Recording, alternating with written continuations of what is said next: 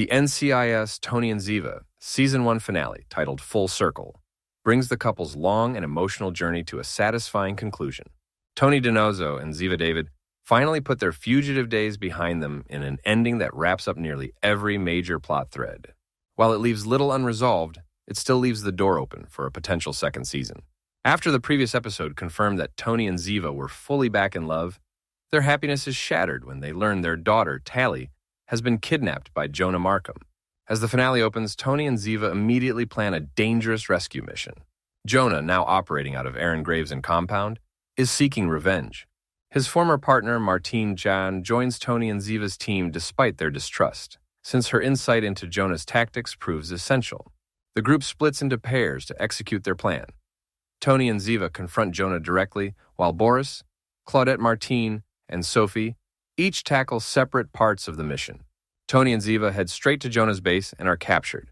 Jonah intends to frame them for every crime committed during the season, including Henry's murder. Meanwhile, Boris and Claudette reach Dejan Lazar's tech lab in a desert region, where Dejan reveals that Jonah's prize device, 9.4, has a fatal vulnerability. With Dejan's help, they implant a virus in 9.4, so that when Jonah connects it to the reigning fire system, it will target him instead of his enemies. Elsewhere, Martine and Sophie infiltrate the building where Tali is being held. Using Martine's quick thinking and manipulation, they manage to eliminate the guards and rescue Tali. However, their triumph is short-lived when Jonah's men track them to Dejan's lab, forcing another standoff. Back at the compound, Tony and Ziva escape after learning that Tali is safe. While running through Graves' eerie statue garden, Ziva insists that Jonah must die to protect their family.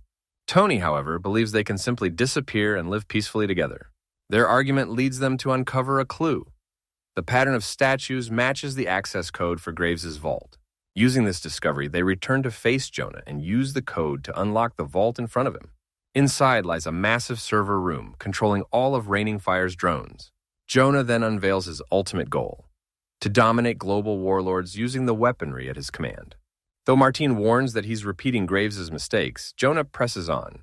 When Jonah activates 9.4, the virus takes effect. The drones turn on him. Chaos erupts as Jonah flees into underground tunnels with Tony and Ziva close behind. During the pursuit, he steals a jeep unaware that Tali is inside, leading to a tense chase sequence. Boris warns that 9.4 must be shut down immediately, or Tony and Tali will die. In a perfectly timed moment, the team destroys the system and corners Jonah. Martine takes him into custody, bringing the espionage saga to a close. The episode's final act shifts to healing and new beginnings.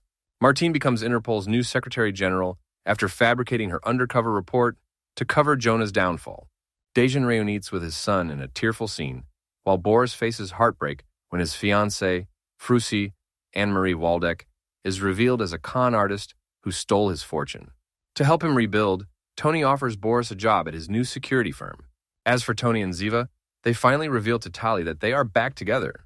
Her only request is for them to take things slow, a sweet, mature moment that perfectly reflects the show's emotional growth. Ziva later gifts Tony a framed photo of Henry and Tali,